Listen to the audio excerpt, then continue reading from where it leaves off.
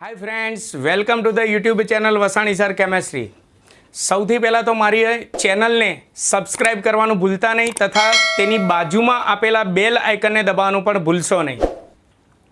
મિત્રો, આજના વિડિયો લેક્ચરમાં આપણે મુખ્ય 3 પદો તત્વો વિશેના ભણવાના છે। સમસ્થાનિકો, સમભારિકો અને આઇસોટોન 3 પદો ભણવાના છે।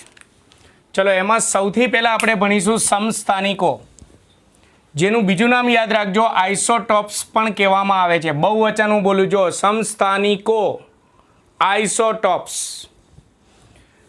બધાએ આની બાજુમાં પેમ્ફલેટમાં કાઉન્સમાં એનું બીજું નામ લખી રાખવું, આઇસોટોપ્સ પણ કહેવામાં આવે છે। ચલો, સમસ્થાનિકો કોને કહેવાય તો પહેલાં રફકામમાં સમજજો। કાર્બન, એનો પરમાણુ ક્રમાંક 6 છે, Z બરાબર 6, એટલે નીચે લખાય, લાસ્ટ લેક્ચરમાં ભણ્યા હતા। અને ચેપ્ટર 1માં આપણે કાર્બનનું પરમાણુય દળ કેટલું લીધું હતું? 12 mu। પરમાણુ દળ, જેને દળ ક્રમાંક એ પણ કહેવાય, જે ઉપર લખાય। એટલે આમ કાર્બનનો પરમાણુ ક્રમાંક 6 છે અને એનું પરમાણુય દળ 12 છે। મોટા ભાગના કાર્બનના પરમાણુ દુનિયામાં જ્યાં પણ હવા, પાણી, જમીનમાં જ્યાં જ્યાં પણ અસ્તિત્વ, કાર્બનના પરમાણુ અસ્તિત્વ ધરાવતા હોય ને, એ બધામાંથી મોટા ભાગના કાર્બનના પરમાણુનો પરમાણુય દળ 12 હોય। પણ દુનિયામાં અલ્પ માત્રામાં એવા કાર્બનના પરમાણુઓ પણ મળી આવ્યા છે। કાર્બનના પરમાણુઓ છે એટલે એક જ તત્વના પરમાણુ, એટલે એના પરમાણુ ક્રમાંક પણ કેટલા હોય? 6 જ હોય। પણ અલ્પ માત્રામાં એવા કાર્બનના પરમાણુઓ પણ આપણે મેળવી શક્યા છીએ કે જેનું પરમાણુય દળ 13 પણ હોય અથવા 14 પણ હોય। ભલે એની માત્રા ઓછી હોય પણ અસ્તિત્વ તો ધરાવે છે ને। તો અહીંયા એક જ તત્વના પરમાણુઓ છે એટલે એના પરમાણુ ક્રમાંક સમાન છે, પરંતુ દળ ક્રમાંક જુદા જુદા છે। તો આવા પરમાણુઓને એકબીજાના સમસ્થાનિકો કહેવાય અથવા આઇસોટોપ્સ કહેવાય। એટલે પહેલો મુદ્દો તેની વ્યાખ્યા, જે પરમાણુઓના પરમાણુ ક્રમાંક સમાન હોય પરંતુ દળ ક્રમાંક જુદા જુદા હોય તો તેમને એકબીજાના સમસ્થાનિકો કહે છે અથવા આઇસોટોપ્સ કહે છે। એટલે એની સંજ્ઞા એક જ તત્વના પરમાણુ, એટલે સંજ્ઞા સરખી રહે, પરમાણુ ક્રમાંક સરખો રહે, માત્ર દળ ક્રમાંક બદલાતો રહે। એટલે અહીંયા ટૂંકમાં લખું છું, ફરીવાર બોલું છું, જે પરમાણુઓના પરમાણુ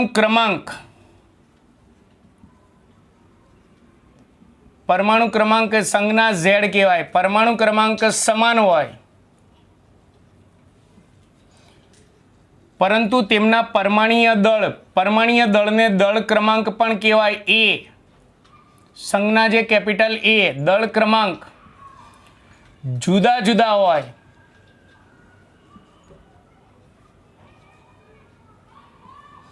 તો તેમને એકબીજાના સમસ્થાનિકો કહે છે। એટલે તમને આવા MCQ પણ પૂછી શકે। ABCD ની અંદર તમને આ રીતના પરમાણુઓની સંજ્ઞા આપેલી હોય અને કહે કે નીચેનામાંથી સમસ્થાનિકોની જોડ પસંદ કરો, તો તમારે ABCDમાંથી એવો વિકલ્પ પસંદ કરવાનો કે જેમાં નીચેનો આંકડો સરખો હોય, ઉપરનો આંકડો જુદો હોય, એવા પરમાણુઓ તમારે પસંદ કરવાના। ચલો આગળ, હજી એની ટૂંક નોંધ શરૂ છે। પરમાણુ ક્રમાંક Z કહેવાય, આપણે લાસ્ટ લેક્ચરમાં ભણી ગયા। પરમાણુ ક્રમાંક Z બરાબર પ્રોટોનની સંખ્યા બરાબર ઇલેક્ટ્રોનની સંખ્યા। એટલે પરમાણુઓના અંદર પરમાણુ ક્રમાંક જેટલો એટલા જ પ્રોટોન હોય, એટલા જ ઇલેક્ટ્રોન હોય। એટલે એનો મતલબ સમસ્થાનિકોમાં હંમેશા પ્રોટોનની સંખ્યા અને ઇલેક્ટ્રોનની સંખ્યા સમાન હોય છે। એટલે સમસ્થાનિકોમાં હંમેશા પ્રોટોન અને ઇલેક્ટ્રોનની સંખ્યા સમાન હોય છે, પરંતુ સમસ્થાનિકોમાં ન્યુટ્રોનની સંખ્યા જુદી જુદી હોય। ન્યુટ્રોનની સંખ્યા કેમ જુદી જુદી હોય? કારણ કે પરમાણુય દળ A જે છે એ જુદો જુદો હોય, તો વિચારો ન્યુટ્રોનની સંખ્યા શોધવાના આપણે લાસ્ટ લેક્ચરમાં દાખલા ભણ્યા હતા. એ માઇનસ ઝેડ કરવાનો, એ માઇનસ ઝેડ કરવાનો, એ માઇનસ ઝેડ કરવાનો. ન્યુટ્રોનની સંખ્યા જુદી જુદી આવશે કારણ કે એ દળ ક્રમાંક એ જુદો જુદો છે એટલે તેમાં પ્રોટોન અને ઇલેક્ટ્રોનની સંખ્યા સમાન હોય છે પરંતુ સમસ્થાનિકોમાં ન્યુટ્રોનની સંખ્યા જુદી જુદી હોય છે. ન્યુટ્રોનની સંખ્યા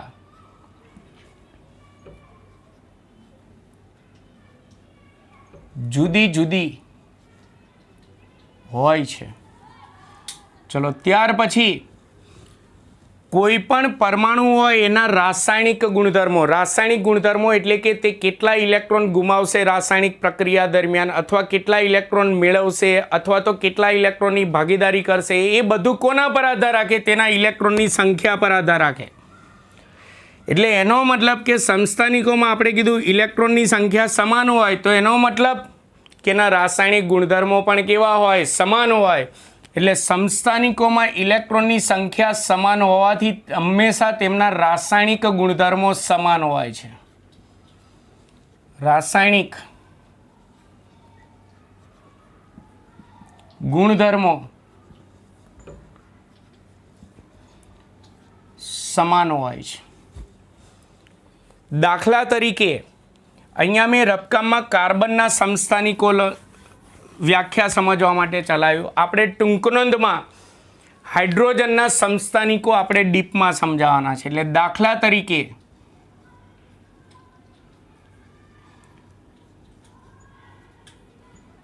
હાઇડ્રોજનના સમસ્થાનિકો, ચલો એને સમજાવવા માટે આપણે ટૂંકનોંધમાં કોઠો બનાવીશું.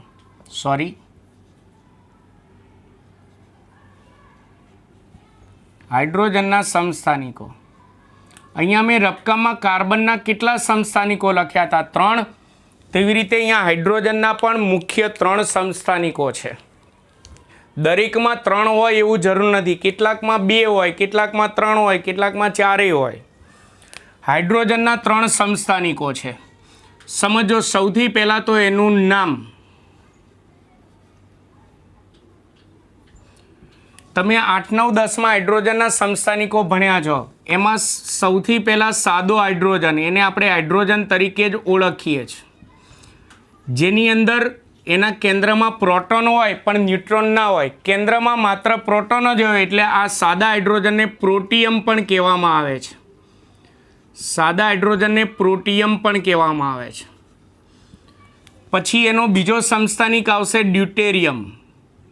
છે હાઇડ્રોજન જ પણ એને અલગથી ઓળખવા માટે તેને ડ્યુટેરિયમ કહેવામાં આવે છે. અને એનો ત્રીજો સમસ્થાનિક છે હાઇડ્રોજન જ પણ એને અલગથી ઓળખવા માટે તેને ટ્રિટિયમના નામે ઓળખવામાં આવે છે. ટ્રિટિયમ. આપણે 11 સાયન્સમાં ચેપ્ટર નંબર 9 જે છે એનું નામ હાઇડ્રોજન છે. એમાં શરૂઆતમાં આ જ હાઇડ્રોજનના સમસ્થાનિકો જે હું ચલાવું એ અંદર આવશે ભણવામાં. એટલે હાઇડ્રોજનના 3 સમસ્થાનિકો છે. સાદો હાઇડ્રોજન એટલે કે પ્રોટિયમ પણ કહેવાય છે, ડ્યુટેરિયમ અને ટ્રિટિયમ. ચલો સૌથી પહેલાં તો ત્રણેયની આપણે સંજ્ઞા લખીશું. હવે 3 હાઇડ્રોજનના જ પરમાણુ હોય એટલે સંજ્ઞા તો H જ આવશે. આ પણ હાઇડ્રોજન જ છે એટલે સંજ્ઞા H જ થશે. આ પણ હાઇડ્રોજન છે એટલે સંજ્ઞા H જ થશે. પરમાણુ ક્રમાંક કેવા હોય સમસ્થાનિકોમાં? સમાન. હાઇડ્રોજનનો પરમાણુ ક્રમાંક કેટલો? હાઈ લિબેબો પ્રમાણે 1. તો આપણે અહીંયા લખી નાખો પરમાણુ ક્રમાંક 1, 1 અને 1.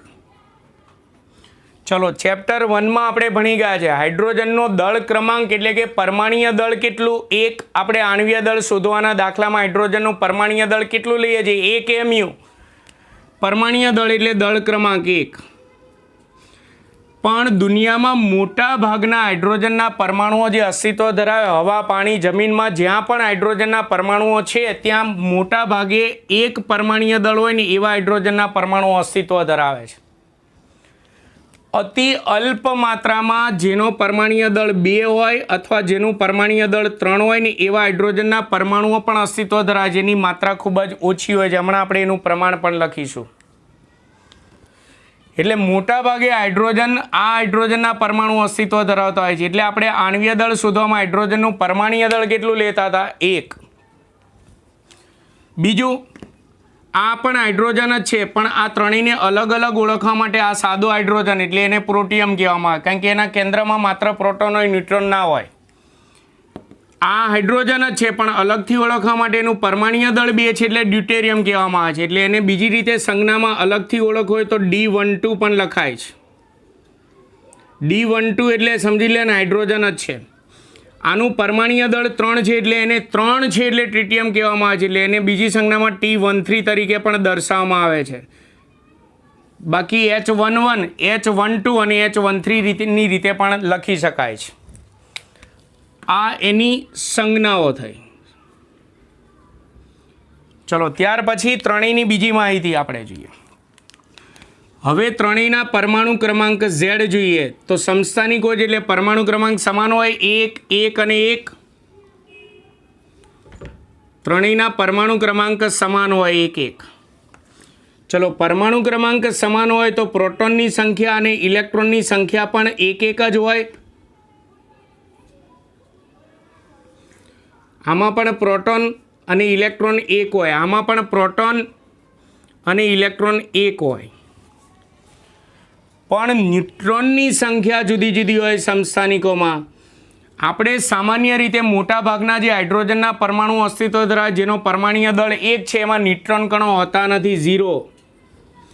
પણ અલ્પ માત્રામાં એવા હાઇડ્રોજનના પરમાણુઓ પણ અસ્તિત્વ ધરાવે છે કે જેમાં 1 ન્યુટ્રોન હોય અથવા 2 ન્યુટ્રોન હોય. એટલે તમે જો દળ ક્રમાંક A નક્કી કરીએ તો દળ ક્રમાંક A આપણે સૂત્ર ભણી ગયા, A બરાબર પ્રોટોન પ્લસ ન્યુટ્રોન,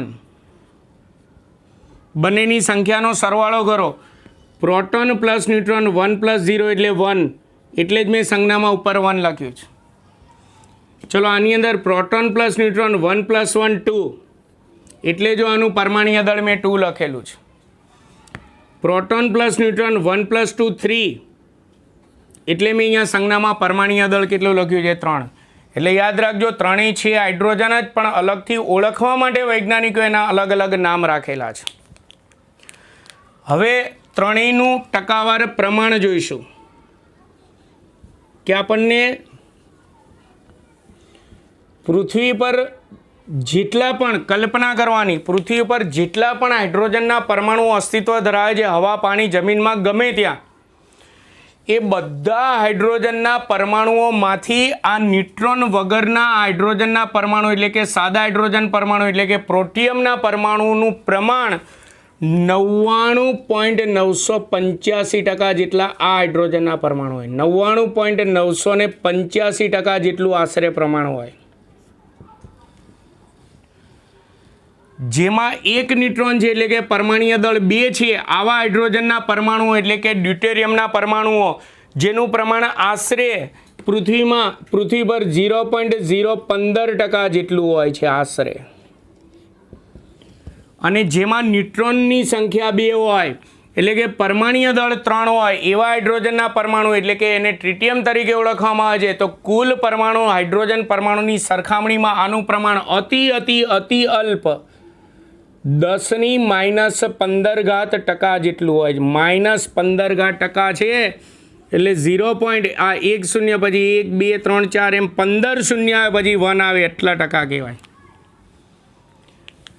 એટલે વિચારો દુનિયામાં 3 પ્રકારના હાઇડ્રોજન છે, એમાંથી ન્યુટ્રોન 1 હોય એવા હાઇડ્રોજનનું પ્રમાણ અલ્પ છે અને 2 હોય એવાનું પ્રમાણ તો અતિ અલ્પ છે. એટલે મોટા ભાગે કયા હાઇડ્રોજન પરમાણુ આપણને મળી આવતા હોય? ન્યુટ્રોન વગરના, એટલે કે જેનું પરમાણ્વીય દળ 1 હોય તેવા હાઇડ્રોજનના પરમાણુ. આપણે હાઇડ્રોજનના 3 સમસ્થાનિકો અને તેનું પ્રમાણ તેના વિશે માહિતી ભણ્યા. હજી આપણી આ સમસ્થાનિકોની ટૂંક નોંધ શરૂ છે. હવે આની અંદર આપણે અન્ય ઉદાહરણ લખીએ તો અન્ય ઉદાહરણોની અંદર હવે આ અન્ય ઉદાહરણો સમજાવવાના નથી. દાખલા તરીકે કાર્બનના સમસ્થાનિકો લખીએ તો કાર્બનના 3 સમસ્થાનિકો છે C612, C613 અને C614. આમાં આની જેમ અલગ અલગ નામ પડેલા નથી. એ રીતે ક્લોરીનના 2 સમસ્થાનિકો છે. ચલો, ક્લોરીનના 2 સમસ્થાનિકો છે.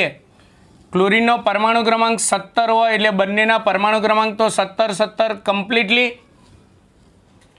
હવે પરમાણ્વીય દળ, આમ આપણે આણ્વીય દળ શોધવાના દાખલામાં ક્લોરીનનું પરમાણ્વીય દળ કેટલું લે છે? 35.5, એટલે રાઉન્ડ ફિગરમાં લખીએ તો 35. પણ અલ્પ પ્રમાણમાં પરમાણ્વીય દળ 37 હોય એવા ક્લોરીનના પરમાણુઓ પણ અસ્તિત્વ ધરાવે છે. એટલે ટૂંકમાં સમસ્થાનિકો એટલે પરમાણુ ક્રમાંક સમાન પરંતુ દળ ક્રમાંક જુદા જુદા. પરમાણુ ક્રમાંક સમાન એટલે એમાં પ્રોટોન અને ઇલેક્ટ્રોનની સંખ્યા સમાન હોય પરંતુ તેમાં ન્યુટ્રોનની સંખ્યા જુદી જુદી હોય, અને ઇલેક્ટ્રોનની સંખ્યા સમાન હોવાથી તેમના રાસાયણિક ગુણધર્મો પણ સમાન હોય. આ આપણે અહીંયા પહેલું પદ સમજાયું સમસ્થાનિકો. ચલો, બીજું પદ ચોપડીના ક્રમ મુજબ લઈએ તો બીજું પદ આવશે સમભારિકો. આનું બીજું નામ યાદ રાખજો, આઇસોટોપ્સ. પેમ્ફલેટમાં સાઈડમાં કાઉન્સમાં લખી રાખજો આઇસોટોપ્સ. સમભારિકો. હવે સમભારિકો કોને કહેવાય? આમાં વ્યાખ્યા અને ઉદાહરણ માત્ર 2 મુદ્દા જ ભણવાના છે. તો પહેલાં આનું ઉદાહરણ જોઈએ, પછી તેની વ્યાખ્યા જોઈએ. દાખલા તરીકે હું કાર્બનનો પરમાણુ લઉં છું, પણ આ કાર્બનનો પરમાણુ લઉં છું, પરમાણુ ક્રમાંક 16, દળ ક્રમાંક 14, અને બીજો નાઇટ્રોજનનો પરમાણુ લઉં છું. આમાં તત્વ બદલાઈ જશે એટલે સંજ્ઞા પણ બદલાઈ જશે. નાઇટ્રોજનનો પરમાણુ ક્રમાંક 7 અને પરમાણ્વીય દળ 14 છે. તો તમે જુઓ, સમભારિકોની અંદર સમસ્થાનિકોમાં પરમાણુ ક્રમાંક એટલે કે નીચેનો આંકડો સમાન હતો, દળ ક્રમાંક જુદા જુદા હતા એટલે કે ઉપરનો આંકડો જુદો જુદો હતો. તો અહીંયા એના કરતાં આના કરતાં ઊંધું થયું. આની અંદર દળ ક્રમાંક સમાન હોય. દળ ક્રમાંક એટલે પરમાણ્વીય દળ, દળ એટલે વજન, ભાર. દળ ક્રમાંક સમાન છે, પરમાણુ ભાર સમાન છે, એટલે એનું નામ શું છે? સમભારિકો. દળ ક્રમાંક સમાન હોય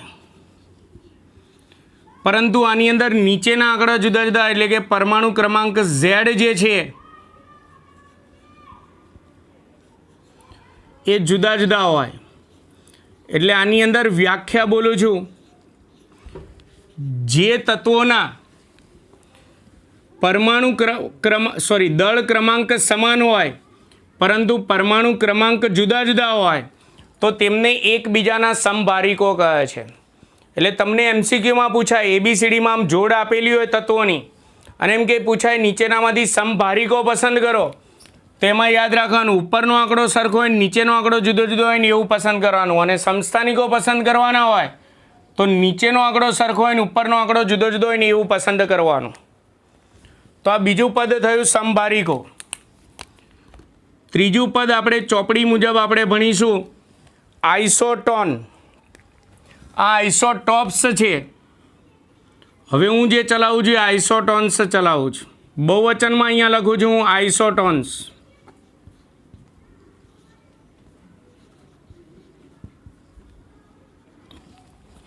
આમાં આ બધાને એકબીજાના સમસ્થાનિકો કહેવાય, આમાં આ બંનેને એકબીજાના સમભારિકો કહેવાય. હવે આઇસોટોન કોને કહેવાય? આમાં પણ આની જેમ વ્યાખ્યા અને ઉદાહરણ જ આવે છે. તો આઇસોટોનની અંદર પહેલાં ઉદાહરણ સમજો પછી વ્યાખ્યા. દાખલા તરીકે હું 3 તત્વો લખું છું, સિલિકોન, ફોસ્ફરસ અને સલ્ફર. આમાં પણ તત્વો અલગ અલગ હોય એટલે સંજ્ઞા બદલાઈ જશે. ચલો, આઇસોટોનની અંદર પરમાણુ ક્રમાંક જુદા જુદા હોય, જેમ કે સિલિકોનનો પરમાણુ ક્રમાંક 14, ફોસ્ફરસનો 15 અને સલ્ફરનો પરમાણુ ક્રમાંક 16. હાઈ લિબેબો મુજબ ગણી લેજો. પરમાણ્વીય દળની વાત કરીએ તો સલ્ફરનું પરમાણ્વીય દળ 32, ફોસ્ફરસનું 31 અને સિલિકોન જે છે એનું 30. તો એનો અર્થ એવો થયો કે આમાં પરમાણુ ક્રમાંકે જુદો જુદો છે અને દળ ક્રમાંકે જુદા જુદા છે, પણ આની અંદર ન્યુટ્રોનની સંખ્યા સરખી હોય. જો હું ત્રણેયમાં ન્યુટ્રોનની સંખ્યા શોધું, ન્યુટ્રોનની સંખ્યા શોધવાના દાખલા આપણે ભણી ગયા છીએ એ માઇનસ ઝેડ કરવાનું, એટલે કે ઉપરનામાંથી નીચેનો આંકડો બાદ કરવાનો. 30માંથી 14 જાય એટલે 16, 31માંથી 15 જાય એટલે 16 અને 32માંથી 16 જાય એટલે 16. તો આઇસોટોન્સની અંદર પરમાણુ ક્રમાંક જુદા જુદા, દળ ક્રમાંક પણ જુદા જુદા, પરંતુ ન્યુટ્રોનની સંખ્યા સમાન હોય તો તેમને એકબીજાના, આ ત્રણેયને એકબીજાના આઇસોટોન્સ કહે છે. તો એની હું વ્યાખ્યા બોલું તો આ રીતે થશે: જે તત્વોના પરમાણુ ક્રમાંક અને દળ ક્રમાંક જુદા જુદા હોય પરંતુ તેમાં ન્યુટ્રોનની સંખ્યા સમાન હોય તો તેમને એકબીજાના આઇસોટોન્સ કહે છે. દાખલા તરીકે સિલિકોન, ફોસ્ફરસ અને સલ્ફર. એટલે તમને વિકલ્પમાંથી એમ પૂછાય નીચેનામાંથી આઇસોટોન્સ પસંદ કરો, તો માત્ર ઉપર નીચેના આંકડા જુદા જુદા હોય એવું નહીં જોવાનું, ન્યુટ્રોનની સંખ્યા ગણી જોવાની, સરખી થતી હોય ને એ પસંદ કરવાનું. તો અહીંયા મિત્રો મેં સૌથી અગત્યના 3 પદો ચલાવ્યા: સમસ્થાનિકો, સંભારિકો અને આઇસોટોન્સ ચલાવ્યું. હવે આપણે મૂળ મુદ્દા ઉપર આવીશું. આપણે પરમાણુના નમૂના 2 ભણ્યા છીએ, એક થોમ્સનનો પરમાણુ નમૂનો અને બીજું રુથરફોર્ડનો પરમાણુ નમૂનો. રુથરફોર્ડના પરમાણુ નમૂના પછી આ બધા પદો શોધાયા છે, એટલે આપણે આ બધા પદો ભણ્યા. ચલો રુથરફોર્ડનો પરમાણુ નમૂનાને હજી યાદ કરીએ. થોમ્સનનો પરમાણુ નમૂનો તો બિલકુલ ખોટો પડેલો છે. રુથરફોર્ડનો પરમાણુ નમૂનો સાચો હતો, પણ એ એક તો ઇલેક્ટ્રોનની રચના નથી સમજાવી શકતો, ઇલેક્ટ્રોનની ઉર્જા નથી સમજાવી શકતો, એટલે કે તે પરમાણુની સ્થિરતા નથી સમજાવી શકતો. એ રુથરફોર્ડના પરમાણુ નમૂનાની ખામી એટલે કે એની મર્યાદા કહેવાય. એટલે જ એના પછી આવ્યો છે નિલ્સ બોરનો પરમાણુ નમૂનો આવશે.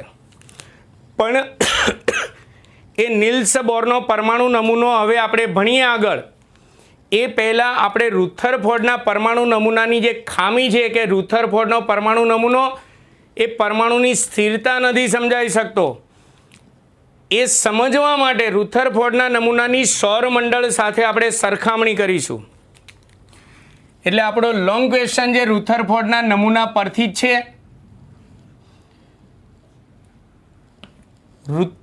રુથરફોર્ડના નમૂનાની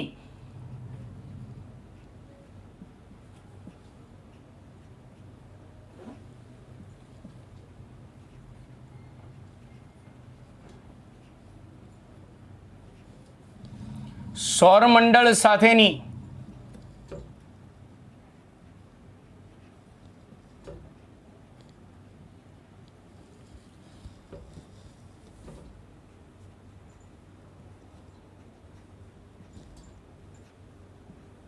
સરખામણી દ્વારા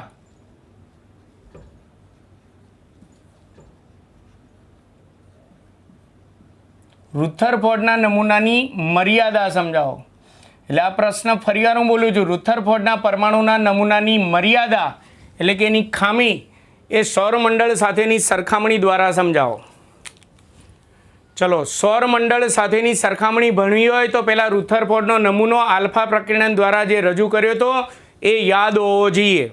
એણે શું કહ્યું હતું? પરમાણુની અંદર મધ્યમાં સૂક્ષ્મ ધનવીજભારિત કેન્દ્ર હોય છે અને ઋણ વીજભારિત ઇલેક્ટ્રોન આ કેન્દ્રની આસપાસ ચોક્કસ વર્તુળાકાર માર્ગે ગતિ કરે છે. આવું રુથરફોર્ડે પોતાના નમૂનામાં કહ્યું છે.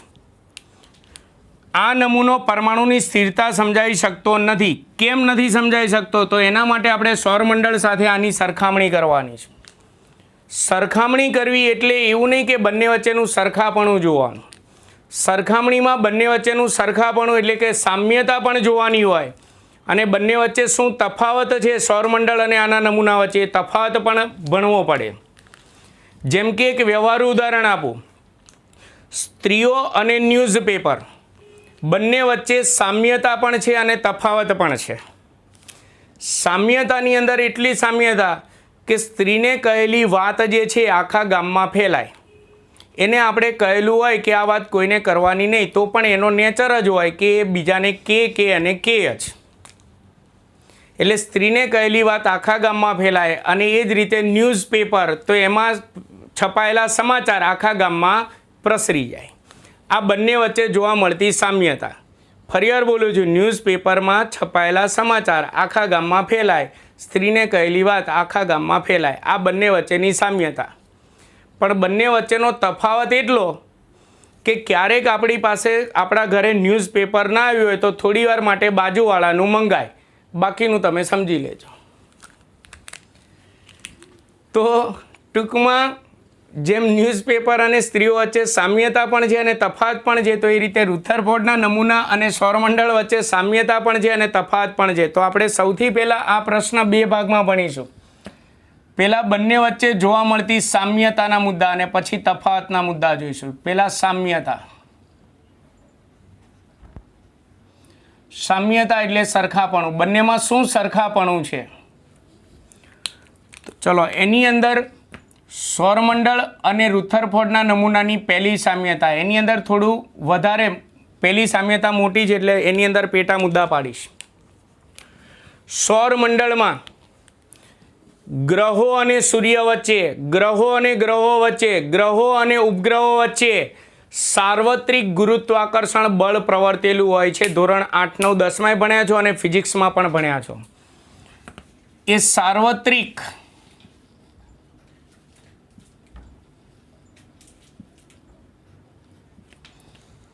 ગુરુત્વાકર્ષણ બળ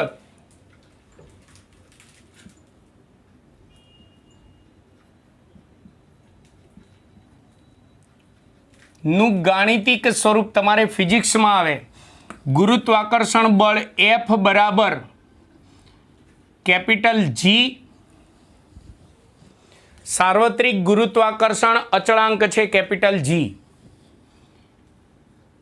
M1 ગુણ્યા M2.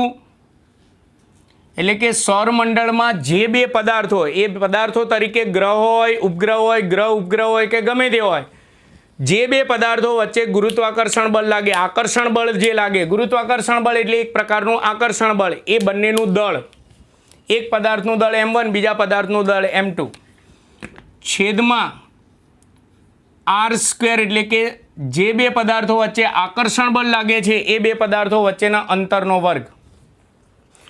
આ સૌરમંડળમાં કોઈ પણ બે પદાર્થો વચ્ચે લાગતું સાર્વત્રિક ગુરુત્વાકર્ષણ બળ એટલે કે સાર્વત્રિક આકર્ષણ બળનું ગાણિતિક સૂત્ર છે.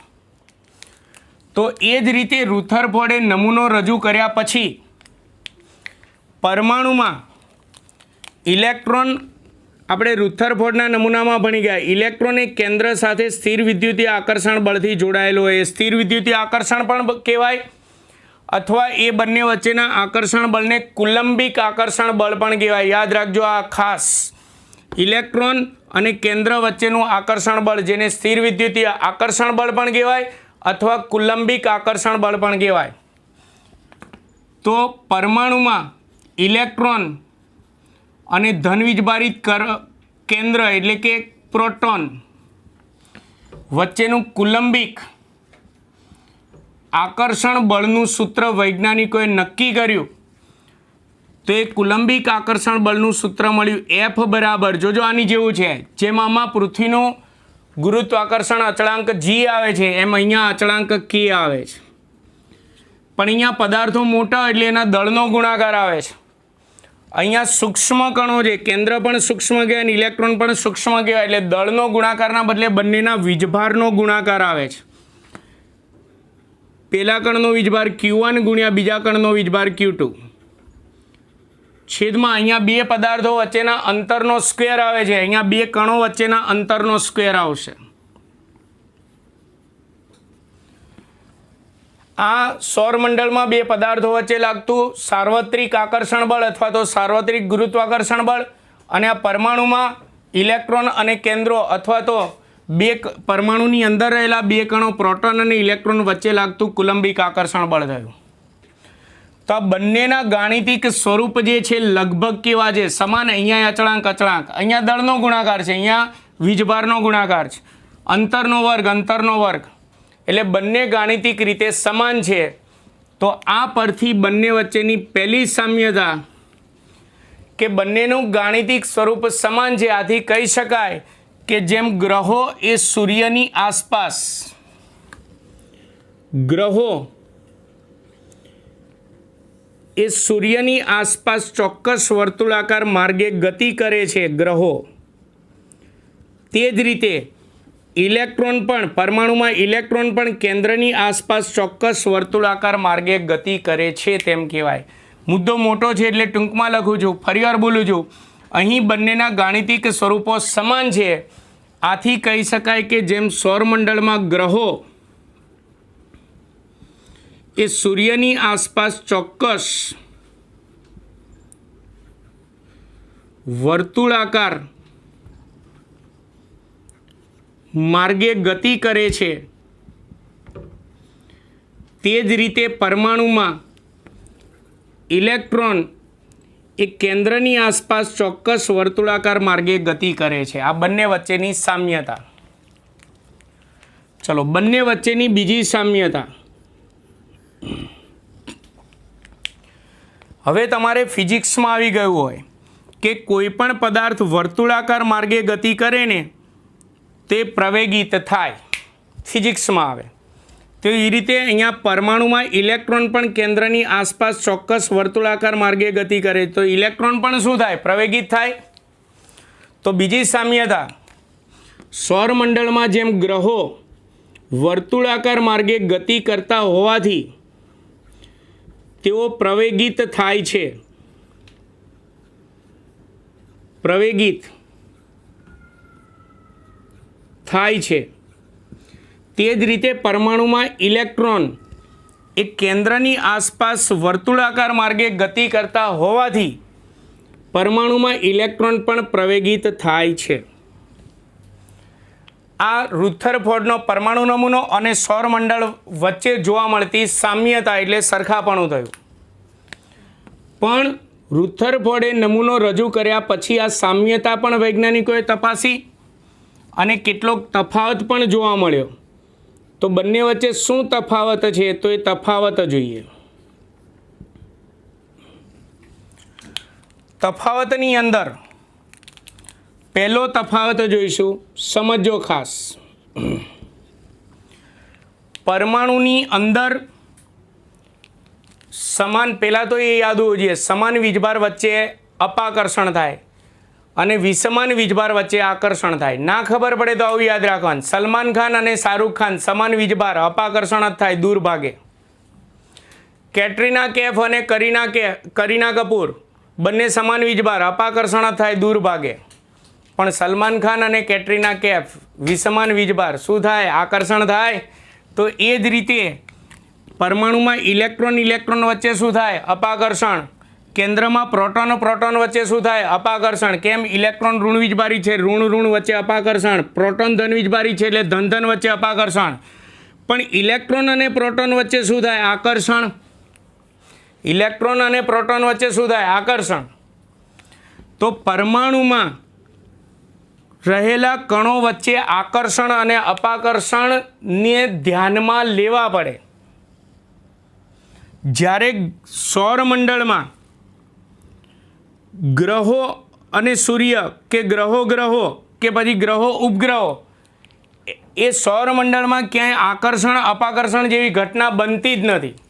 કદી ક્યારે એવું સાંભળ્યું કે પૃથ્વી અને બુધ વચ્ચે આકર્ષણ થઈને બંનેનો મિલાપ થઈ ગયો?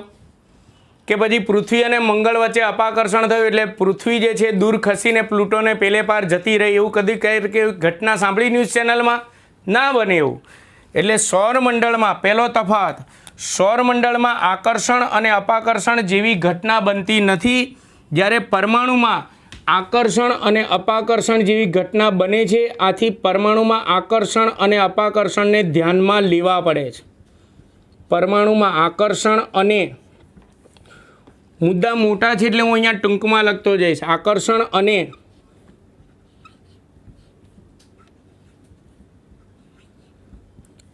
અપાકર્ષણને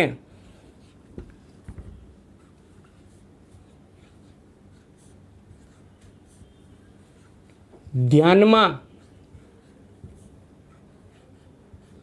લેવા પડે છે પરમાણુ. જ્યારે ગ્રહોની અંદર સૌરમંડળમાં આકર્ષણ અપાકર્ષણ જેવી ઘટના ના બને. ચલો બીજું,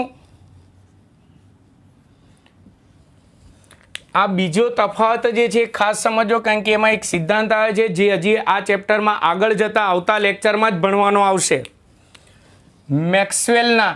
મેક્સવેલ એ વૈજ્ઞાનિકનું નામ છે. એણે પ્રકાશ વિશે એક સિદ્ધાંત રજૂ કર્યો હતો. યાદ રાખજો, વિદ્યુતીય ક્ષેત્ર અને ચુંબકીય ક્ષેત્ર ભેગું થાય એટલે પ્રકાશ બને. એટલે પ્રકાશ શાનો બનેલો હોય? વિદ્યુતીય ક્ષેત્ર અને ચુંબકીય ક્ષેત્રનો.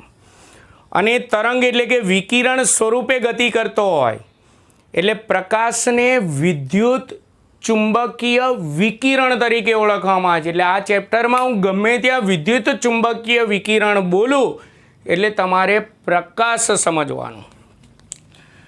તો એણે પ્રકાશ વિશેનો સિદ્ધાંત રજૂ કર્યો હતો, એટલે કે વીજ ચુંબકીય વિકિરણ વિશેનો સિદ્ધાંત રજૂ કર્યો. તેને કહેવાય છે મેક્સવેલના વીજ ચુંબકીય વિકિરણનો સિદ્ધાંત. એટલે ખાસ ધ્યાન રાખજો, વીજ ચુંબકીય વિકિરણો એટલે પ્રકાશ. વીજ ચુંબકીય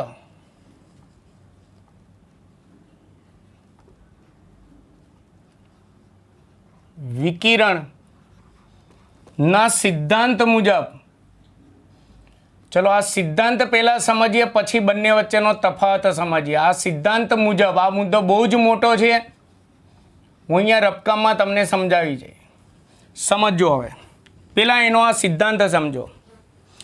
એનો સિદ્ધાંત એવું કહે છે કે કોઈ વીજભારિત કણ વીજભાર ધરાવતો હોવો જોઈએ. કોઈ વીજભારિત કણ પ્રવેગિત થાય, બોલો પ્રવેગિત થાય એટલે એનો મતલબ વર્તુળાકાર માર્ગે ગતિ કરતો હોય તો ત્યારે તે પોતાનામાંથી પ્રકાશ એટલે કે વીજ ચુંબકીય વિકિરણોનું ઉત્સર્જન કરે. અને એના કારણે એની આ જે વર્તુળાકાર માર્ગ એટલે કે કક્ષા જો એ સંકોચાય પણ ખરા, થોડી સંકોચાય. ફરીવાર બોલું છું, મેક્સવેલનો વીજ ચુંબકીય વિકિરણ શું કહે છે કે કોઈ વીજભારિત કણ પ્રવેગિત થાય એટલે કે વર્તુળાકાર માર્ગે ગતિ કરે તો ત્યારે તે પોતાનામાંથી વીજ ચુંબકીય વિકિરણોનું ઉત્સર્જન કરે છે, જેથી તેની કક્ષાઓ થોડી સંકોચાય. ક્લિયર? તો હું પહેલાં સિદ્ધાંત બોલી જાઉં છું. મેક્સવેલના વીજ ચુંબકીય વિકિરણના સિદ્ધાંત મુજબ જ્યારે કોઈ વીજભારિત કણ પ્રવેગિત થાય એટલે કે વર્તુળાકાર માર્ગે ગતિ કરે ત્યારે તે પોતાનામાંથી વીજ ચુંબકીય વિકિરણો એટલે કે પ્રકાશનું ઉત્સર્જન કરે છે. આવતી વખતે આ સિદ્ધાંત ડીપમાં ભણીશું.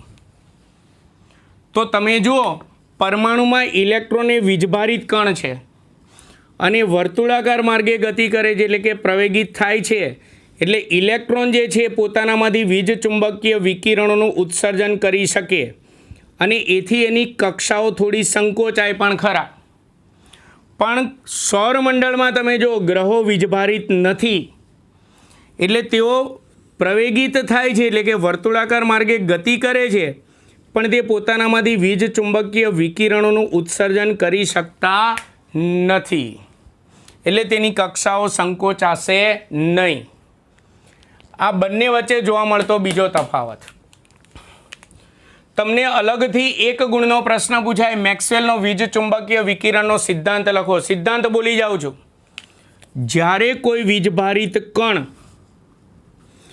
પ્રવેગિત થાય ત્યારે તે પોતાનામાંથી વીજ ચુંબકીય વિકિરણોનું ઉત્સર્જન કરે છે, જેને મેક્સવેલનો વીજ ચુંબકીય વિકિરણનો સિદ્ધાંત કહે છે. એટલે ફરીવાર આ તફાવત કહું, ઇલેક્ટ્રોન વીજભારિત છે એટલે એના આ સિદ્ધાંત મુજબ ઇલેક્ટ્રોન પ્રવેગિત થાય છે, વીજભારિત કણ છે એટલે તે પોતાનામાંથી વીજ ચુંબકીય વિકિરણોનું ઉત્સર્જન કરી શકે. જ્યારે સૌરમંડળમાં ગ્રહો વીજભારિત નથી એટલે તેઓ પ્રવેગિત થતા હોવા છતાં તે પોતાનામાંથી વીજ ચુંબકીય વિકિરણોનું ઉત્સર્જન કરી શકતા નથી. આ બંને વચ્ચે જોવા મળતો બીજો તફાવત. ચલો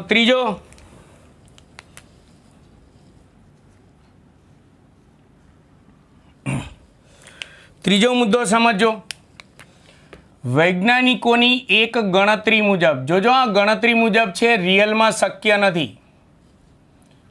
વૈજ્ઞાનિકોની એક ગણતરી મુજબ પરમાણુમાં ઇલેક્ટ્રોનને આકર્ષાઈને આમ કેન્દ્ર સુધી પહોંચવા માટે માત્ર 10⁻⁸ જેટલો સેકન્ડનો સમય લાગે.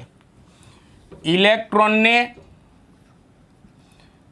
કેન્દ્ર સુધી પહોંચવા માટે એટલે કેન્દ્ર સુધી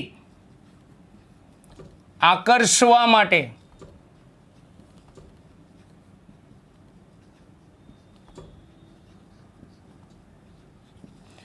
આશરે 10⁻8 સેકન્ડ જેટલો સમય લાગે.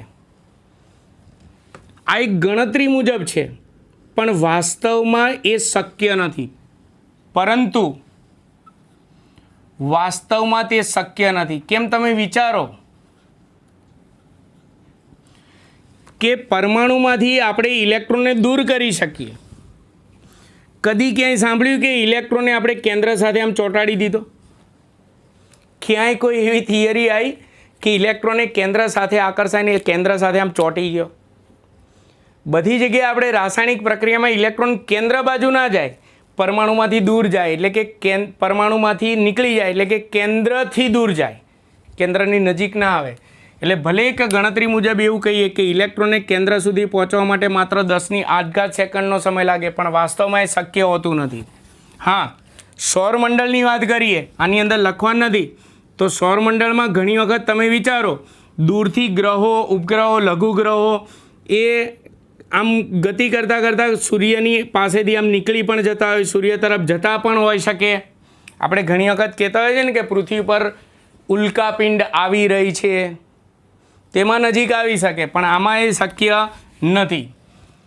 તો આ રુથરફોર્ડનો પરમાણુ નમૂનો અને સૌરમંડળ વચ્ચેની સામ્યતા અને તેમાં જોવા મળતો તફાવત. રુથરફોર્ડે નમૂનો રજૂ કર્યા પછી આ બધી સામ્યતા અને તફાવતનું અવલોકન કરવામાં આવેલું છે. તો હવે તમે વિચારો આના ઉપરથી આપણે શું કહી શકીએ? આ પરથી રુથરફોર્ડની મર્યાદા સાબિત થાય. જુઓ તમે, આ પરથી કહી શકાય કે રુથરફોર્ડનો નમૂનો યાદ કરો.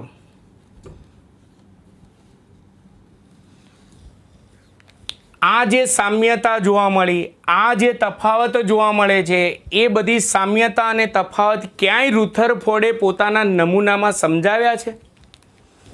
ક્યાંય રુથરફોર્ડે એવું સમજાવ્યું કે પરમાણુમાં બે કણો વચ્ચે લાગતું કુલંબિક આકર્ષણ બળનું મૂલ્ય આટલું હોય છે? ક્યાંય એણે પોતાના નમૂનામાં સમજાવ્યું કે ગ્રહોની જેમ ઇલેક્ટ્રોન પ્રવેગિત થાય છે?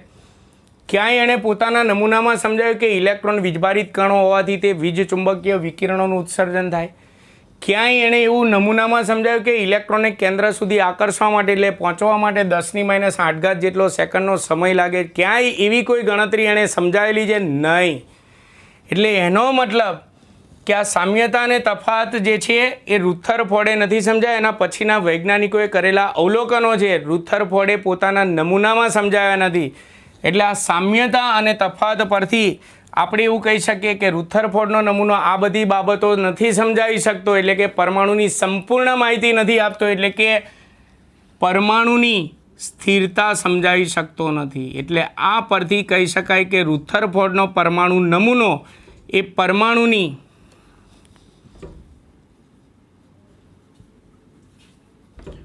સ્થિરતા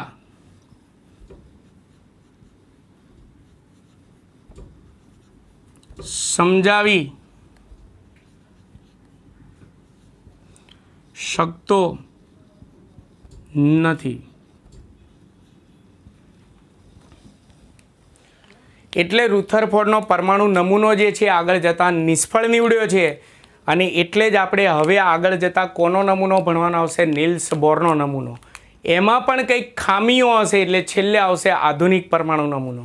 એટલે આ ચેપ્ટરમાં આપણે 4 પરમાણુ નમૂના ભણવાના છીએ, એમાંથી 2 કમ્પ્લીટલી પૂરા. થોમ્સનનો પરમાણુ નમૂનો પૂરો થઈ ગયો, રુથરફોર્ડનો પરમાણુ નમૂનો પણ પૂરો થઈ ગયો.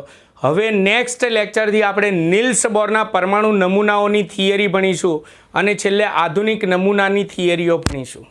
એટલે આ ચેપ્ટરમાં આપણે 2 નમૂનાઓ ભણવાના બાકી, એક નીલ્સ બોરનો પરમાણુ નમૂનો અને બીજું આધુનિક પરમાણુ નમૂનો.